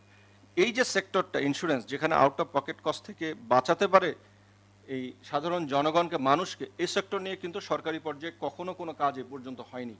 এটা নিয়েও আমরা বহুবার কথা বলেছি, কারণ হেলথ এমন একটা জায়গা, একটা এমার্জেন্সি হলে মানুষ যখন আসে তখন তার জায়গা জমি বিক্রি করতে হয়। এটা তো কোনো ট্যুরিজম না যে আমি একটা হোটেলে যাব, একটা রিসোর্টে যাব, তার জন্য আমার একটা প্রস্তুতি থাকে, কিন্তু রাখতে যখন আমার বুকের ব্যথা উঠে যাবে তখন আমি কোথায় যাব? তখন আমার পয়সার ব্যবস্থা কোথায়? এই যে একটা ইন্স্যুরেন্স সিস্টেম, আমরা বহুদিন ধরে বলে আসছি যে এই কাজগুলো যদি করা যায় সরকার উদ্যোগ থেকে বাজেটে, তাহলে এটা অ্যাফোর্ডেবল হওয়া সম্ভব। অ্যাটলিস্ট আমি বলবো সরকার যদি আমাদের এই যে আমি যেটা বললাম 13%, 45%, 38% এই কস্টগুলো যদি রিল্যাক্স করে দেয়, যেটা একটা ইট ভাটাকে দেয়, একটা খেলনা তৈরি করা কোম্পানিকে দেয়, একটা ফার্নিচার কোম্পানিকে দেয়, ইনফ্রাস্ট্রাকচার কোম্পানিকে দেয়, এটা যদি হেলথ সেক্টরকে দেয়, অন্ততপক্ষে 20-25% কস্ট অবশ্যই হেলথ সেক্টরে কমানো সম্ভব, পসিবল। ধন্যবাদ সবাইকে। ধন্যবাদ মোহাম্মদ ইসাম ইবনে ইউসুফ, প্রধান নির্বাহী কর্মকর্তা, স্কয়ার হসপিটাল। আমরা এই পর্যায়ে আলোচনার জন্য আমন্ত্রণ জানাবো ভ্যাকসিন অ্যালায়েন্স গ্যাভির সিএসও স্টিয়ারিং কমিটির চেয়ারপারসন ডক্টর নিজামুদ্দিন আহমেদকে। ধন্যবাদ মাননীয় উপস্থিত মন্ত্রী মহোদয় এবং আমাদের সুধী আলোচকবৃন্দ, এখানে যারা আছেন সবাই আমাদের কাছে পরিচিত এবং সবাই আমরা একই ভাষায় এই কথা অনেক সময় বলে এসেছি, অনেক বছর ধরে। আমাকে যে বিষয়ে কথা বলতে বলা হয়েছে, মা শিশু স্বাস্থ্য ভ্যাকসিন এবং সিএসও নিয়ে, সিএসও এনজিও নিয়ে, আমার পাশের বক্তাই এনজিও নিয়ে কথা বলবে, সুতরাং মা শিশু স্বাস্থ্য ভ্যাকসিনে আমি সীমাবদ্ধ থাকি। আমরা এটা সবাই জানি যে আমাদের দেশের যে স্বাধীনতার পর থেকে পর্যন্ত 55 বছরের একটা গর্বিত অর্জন মা মা শিশু স্বাস্থ্য এবং ইমিউনাইজেশন নিয়ে। এটা তো আর ওভারনাইট বা কোনো ম্যাজিক্যাল কোনো কিছু দিয়ে হয়নি। এদেশের মানুষ, এদেশের ভঙ্গুর স্বাস্থ্য অবস্থা যাই বলি না কেন, তাদের মাধ্যমেই হয়েছে। কিন্তু যেমন দু একটা উদাহরণ যদি বলি আমরা, মানে আপনার infant mortality, maternal mortality, child mortality 80% reduction ঘটেছে। পৃথিবীর 3টা দেশে মাত্র ঘটেছে এরকম। তো এই যে মিরাকল আমাদের স্বাস্থ্যকর্মীরা এনেছে, আমাদের এই এই সংকুচিত স্বাস্থ্য যে ব্যবস্থাপনা তার মাঝ থেকে এসেছে, তাহলে আমরা এখন কেন পেরে উঠছি না? কারণ হচ্ছে যে 3টা জিনিসকে আমরা ইগনোর করে গেছি। 85 সালের পরে, 85 সালের প্রথম এই আজকের যে স্বাস্থ্যকর্মী বাহিনী হেলথ এবং ফ্যামিলি প্ল্যানিংয়ে রয়েছে সারা দেশে, এটা 1985 সালে বিস্তৃত হয়। এবং তখনই আমাদের এই প্রায় 70,000 স্বাস্থ্যকর্মী মাঠ পর্যায়ে কাজ করে, যেখানে মা এবং শিশু স্বাস্থ্য তার যে অ্যাক্টিভিটিসগুলো নির্ভর করে থাকে। যেমন একটা উদাহরণের ভ্যাকসিন দিয়ে বলি, যেহেতু আমরা এখন অত্যন্ত কষ্টের সাথে সময়টা কাটাচ্ছি, বিকজ প্রতিদিন আমাদের বাচ্চারা মারা যাচ্ছে মিজিলসে, যে তাতে একটা বাচ্চা মারা যাওয়ার কথা না। তাহলে এটা কেন হলো? আমাদের দেশে কি আমরা আগে সারা পৃথিবীতে আমরা ভ্যাকসিন হিরো হিসাবে নন এবং অ্যাওয়ার্ডেড, ইউএন জেনারেল অ্যাসেম্বলিতে আমরা অ্যাওয়ার্ডেড, কিন্তু সেই অ্যাওয়ার্ড আমাদের এখন কোশ্চিন এবং আমরা ম্যানেজ করতে পারছি না। আপনারা দেখছেন যে প্রতিদিনই মৃত্যু বাড়ছে বা কমছে, একটা জিগজ্যাগ প্যাটার্নে চলছে। আবার এটাও সত্য যে হামের যে টিকার জন্য রোগ প্রতিরোধ করা যায়, সেই হামের টিকার কিন্তু কোনো সংকট ছিল না, কখনোই ছিল না। তো তাহলে আমরা কেন এই জায়গায় পৌঁছালাম, যেখানে মা ও শিশু স্বাস্থ্য একেবারেই ভঙ্গুর অবস্থায় দাঁড়িয়েছে? তো আমাদের তাকানো দরকার 1985 সালের পপুলেশন কত ছিল আর আমাদের এখনকার পপুলেশন কত আছে। তো আমরা এখন একটু আগে বলেছে আমাদের একজন বক্তা যে একজন নার্স এবং ডাক্তার যেভাবে অ্যালোকেট করা হয়, একজন স্বাস্থ্যকর্মী সেভাবে অ্যালোকেট করা হয়নি। একটা স্বাস্থ্যকর্মীকে এখন হাজার হাজার পপুলেশনকে রিচ করতে হয় ভ্যাকসিনেশন করার জন্য, তারপরেও আমরা করতে পারি না। আবার আমাদের দেশে রুরাল এবং আরবান, যদি আরবানে দেখি সেখানে কোনো সরকারি স্বাস্থ্য কর্মীই নেই। সেখানে 95% মা ও শিশু স্বাস্থ্যের সেবা দেয় হচ্ছে আমাদের এনজিও উন্নয়ন সহকর্মীরা। তো এই প্রেক্ষাপটের জায়গাতে আমরা এই বছরের পর বছর ধরে বলে আসছি কিন্তু সব জায়গায় যে এই যে পজিশনগুলো খালি, এবং এটা রেভিনিউ পজিশন এবং খালি, এই টাকাগুলো প্রতি বছরই কিন্তু জমা থেকে যাচ্ছে, খরচও হচ্ছে না, কিন্তু আমরা ফিল আপ করতে পারছি না। কেন পারছি না? সেটা নিয়ে রিসার্চও হয়েছে। কয়েকটা মূল কারণ। একটা হলো যে সদিচ্ছার ব্যাপার, একটা যে স্বাস্থ্য ব্যবস্থাপনাটাকে যদি ব্যবস্থাপকের হাতে না দেওয়া যায়, তাহলে স্বাস্থ্য ব্যবস্থাপনাটা সঠিকভাবে যে ব্যবস্থাপনার জায়গায় থাকবে এটা বিশ্বাস করা খুবই মুশকিল। কিন্তু আমরা সবসময় দেখছি যে স্বাস্থ্য ব্যবস্থাপনা থাকছে, ব্যবস্থাপনাই প্রশিক্ষিত লোকের হাতে না। আমরা ডাক্তাররাই বলছি যে আমরা সবই ম্যানেজ করতে জানি, কিন্তু এটা তো সত্য নয়। এটা আমরা সব কিছু ম্যানেজ করতে পারি না। আমরাই ফাইন্যান্স ডাইরেক্টর, আমরাই প্রকিউরমেন্ট ডাইরেক্টর, আবার আমরা ইন্টারভেনশন ডাইরেক্টর অ্যাজ ওয়েল। তো এটা ভাবার শুধু না, এটা না করলে, যেটা বললেন প্রাইভেট সেক্টর থেকে সেদিক ভাই যেটা বললেন, যে চিত্রটা তুলে ধরলেন, এই চিত্র তো জানা, এই চিত্রের জায়গায় যদি ইন্টারভেনশন ইমার্জেন্সি বেসিসে না করা যায়, তাহলে মায়ের সেবা কী করে হবে এবং মায়ের মৃত্যু কীভাবে কমবে? কিন্তু মা মৃত্যু কমেছে, কিন্তু স্বাধীনতার পর থেকে প্রায় 80% মা মৃত্যু কমেছে, শিশু মৃত্যু কমেছে 82%। তো সেই জায়গাগুলোতে সরকারের নজর দেওয়া দরকার এবং সবাই সম্মিলিতভাবে বলা দরকার। সেকেন্ড পার্ট হচ্ছে যে যেহেতু ভ্যাকসিন রয়েছে এবং শহরের একদম টপ অফ দ্য টাউন এখন ডিসকাশন সব জায়গাতে দেখছেন, ভ্যাকসিনের সরবরাহের জায়গায় কিন্তু ঘাটতি থাকার কথা না। এই জন্য যে এটা প্ল্যান তো মাল্টি ইয়ার প্ল্যানে টাকা এসে যায় এবং তার নাম্বার অফ ভ্যাকসিন আমাদের গ্যাভি থেকে বাংলাদেশ সরকারকে দিয়ে আসছে গত 30 বছর থেকে। মিজিলস ভ্যাকসিন বাংলাদেশ সরকারের অর্থায়ন, কিন্তু বাংলাদেশ সরকারের অর্থায়ন হলো মিজিলস ভ্যাকসিন শর্টেজ ছিল না, বাংলাদেশ অর্থায়ন করেছে। এখন হচ্ছে যে ব্যবস্থাপনার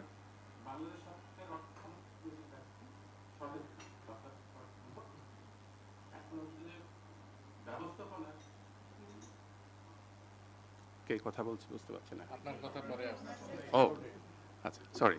তো এই যে অর্থায়ন হয়েছে, সেই অর্থায়নটাকে যদি আমরা রাইটলি এফেক্টিভলি ম্যানেজ করতে পারি, তাহলে কিন্তু আমাদের এই কেনাকাটা, ভ্যাকসিন রাইট টাইমে হওয়া দরকার, তার অ্যাডিকুয়েট ফরকাস্টিং স্টোর থাকার কথা, সেটা হওয়ার কথা, টেকনিক্যাল পার্টনার্স যারা রয়েছে তারা সেখানে সহায়তা দিচ্ছে, তাতে করে শুধু শিশুর জীবন না, মায়ের জীবনও সেখানে নিরাপদ হবে।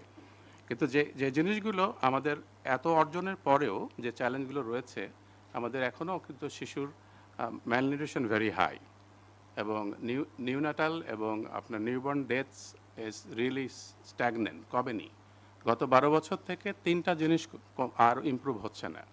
একটা হচ্ছে নিউবর্ন ডেথ কমছে না, 2 নম্বর ইমিউনাইজেশন 80-তে 82-তে দাঁড়িয়ে আছে, 3 নম্বর হচ্ছে ফ্যামিলি প্ল্যানিং কাভারেজ যেখানে ছিল 64-65 সেখানেই দাঁড়িয়ে আছে। এই দাঁড়িয়ে আছে কেন আছে এটা নিয়ে গবেষণা হওয়া দরকার, এবং এটা নিয়ে ইনভেস্টমেন্ট ফোকাস করা দরকার। সে জায়গাটা আমাদের যে জায়গাতে আমরা বড় রিটার্ন পেয়েছি আমরা বাংলাদেশের এই 55 বছরে, সেটা হলো ভ্যাকসিন থেকে রিটার্ন। জীবন বেঁচেছে কিভাবে? 15টা রোগের প্রতিরোধ হয় 9টা ভ্যাকসিনের মাধ্যমে এদেশে, সারা পৃথিবীতেও তাই হয়, কিন্তু বাংলাদেশের গতি ছিল অনেক স্পিডি। এবং ম্যাটারনাল এবং নিউবর্ন কেয়ারের জায়গাতেও কিন্তু আমাদের অনেক ইমপ্রুভমেন্ট ঘটেছে। কিন্তু যে জায়গায় আমাদের সমস্যা, হেলথ এবং ফ্যামিলি প্ল্যানিং, এখন নতুন সরকার এসে যে ডিসিশন দিয়েছে এবং যে উদ্যোগ নিয়েছে, এটা সাধুবাদ জানানোর মতো। যেমন health and family planning unified হয়ে যাবে এবং integrated primary health care service আগামী দিনে হতে থাকবে। তাতে করে মাঠ পর্যায়ে আর প্যারালাল কোনো সেবা থাকবে না। তার মানে যেটা ঘটতে যাচ্ছে, যেটা জাকির স্যার একটু আগে বলছিলেন, যে স্বাস্থ্য পরিবার কল্যাণ কর্মী এবং community clinic is going to be merge into one layer, যেটা এই গভর্নমেন্টের প্ল্যান। কিন্তু এই প্ল্যানটাকে খুলে ইমপ্লিমেন্ট করতে হবে, যে তাদের রোল কী হবে, তাদের রোল ডেলিনিয়েশন কী হবে, রিপোর্টেবিলিটি কীভাবে হবে, এটা অনেক বড় কাজ। এ জায়গায় সরকারকে যে যারা ওই অভিজ্ঞ লোক আছেন তাদের কাছে ইনভলভ করে এটাকে দ্রুততম সময় যদি করা যায়, তাহলে আমরা কিন্তু কোনো বিপদ থেকে উঠে যেতে পারবো। যে 4-5টা জিনিস আমি বলতে চাই বাজেটের আগে, যেটা আমাদের করা উচিত হবে। আমরা সবাই বলছি যে প্রাইমারি হেলথ কেয়ার স্ট্রেনথেনিং করতে হবে। স্ট্রেনথেনিং শব্দটার প্রতি ইদানিং আমার বিরক্ত এসেছে, কারণ স্ট্রেনথেনিং বলতে সবই গোলমাল হয়ে যায়। আমরা সরাসরি কেন বলি না যে integrated primary health care service, পরিষ্কারভাবে যে এই জিনিস করতে হবে আমাদেরকে।